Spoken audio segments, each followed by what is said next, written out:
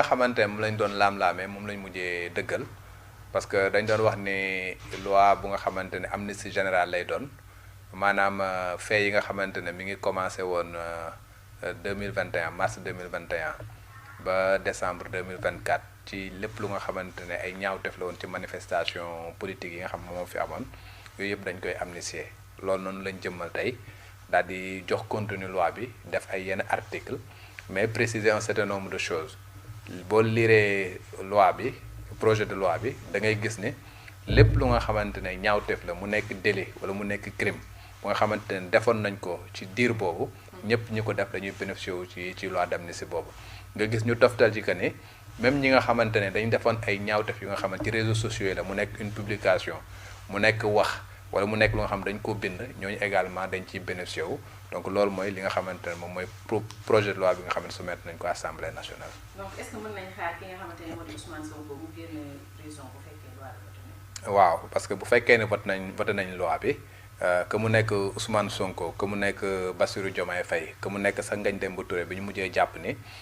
ñoom ñëpp dañuy bénéficier wu ci loi bi et par conséquent lañ leen doon toppee noonu leen yóbboon kaso dañ koy jël faase ko kenn du leen mën a toppate ci loolu. ña nga xamante ne am nañ liberté provisoire également kenn du leen mën a jàppate di leen dugal ña nga xamante ne jàpp guñ leen woon sax kenn du leen mën a jàppate muy ñu nga xamante ne dañ nekk ci kujje gi comme ñu nga xamante ne ñu ngi nekk ci nguur gi te ëllëg ñu mën leen mën a topp ci fee yooyu nga xamante ne amoon na ci diir boobu également kenn du leen mën a toppate ci loolu. est-ce que mën nañu jàpp ni tamit que loi bi dina protéger ñoo xamante ne ñoom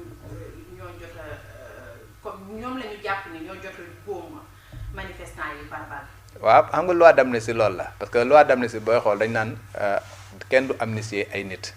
ay fait la ñuy amnistier donc bu ñu nee fait yi nga xamante ne dafa am ci manifestation yi nga xam mi ngi commencé mars 2021 ba décembre 2024 da ngay jàpp ni lépp lu nga xamante ni def na ko ci nga bokk ci pouvoir bi nga nekk ci opposition bi nga nekk ci takk der et consort da ngay bokk ci loolu nga xamante ne moom mooy loi d'amnistie bi pour répondre à ta question donc. que mu nekk homme politique yi nga xamante ne manifesté nañ ñu jàpp leen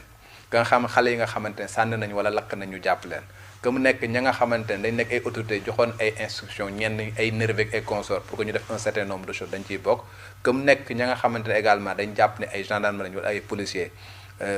tiré woon bañ ne ñu ne tiré nañ ay bal ba rey ay nit ñooñu également dañuy bokk ci loi d'amnistie bi voilà loi d'amnistie nag noonu la tëddoo comme li tubaab naan on ne peut pas faire des omelettes sans casser des œufs bëri na ñu nga xamante ne mbir mi dina leen laal te peut-être ñu bëri jàpp na ni ñoon ñu waru leen woon laal mais loi d'amnistie nag noonu lañ koy tëgg